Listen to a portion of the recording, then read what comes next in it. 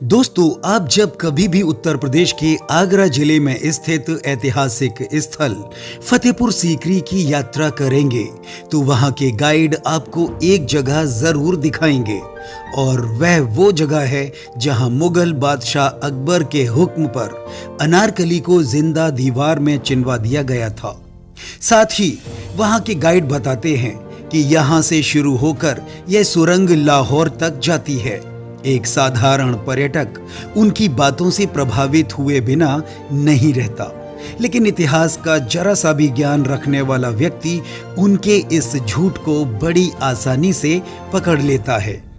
तो आज हम इसी पर चर्चा करेंगे कि फतेहपुर सीकरी में अनारकली को जिंदा दीवार में चिनवाया गया था या नहीं। जैसा कि हम सब जानते हैं कि मुगल शहजादा सलीम, जो बाद में बादशाह हिंदुस्तान बने और जहांगीर के नाम से जाने गए, उनका जन्म 30 अगस्त 1569 ईस्वी में फतेहपुर सीकरी में ही हुआ था। इसके बाद ही 1570 से लेकर 1585 ईस्वी तक बादशाह अकबर ने फतेहपुर सीकरी को अपनी राजधानी के तौर पर निर्मित करवाया। यानी फतेहपुर सीकरी में शहजादा सलीम की रिहायश महज 15 से 16 साल की उम्र तक ही रही।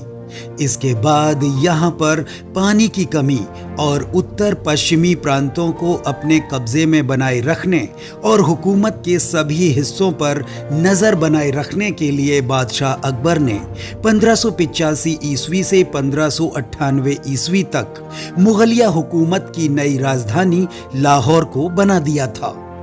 माना जाता है कि शहजादा सलीम और अनारकली का इश्क फतेहपुर सीकरी में नहीं बल्कि लाहौर के किले में परवान चढ़ा था। अनारकली का वास्तविक नाम नादिरा बेगम या शरफुन्निसा था। वह ईरान के एक व्यापारी शाह अरगुन की बेटी थी। शहजादे की माशुका होने के बावजूद बादशाह जहांगीर ने अपनी आत्मकथा तुजुक ए जहांगीरी में उसका जिक्र तक करना गवारा न समझा। तो वहीं 1608 से 1611 ईस्वी के बीच लाहौर की यात्रा पर आए विलियम फिच ने अपनी किताब में लिखा है कि अनारकली बादशाह अकबर की कमसिन बीवी थी और वह अकबर के बेटे शहजादा दानियाल की मां भी थी।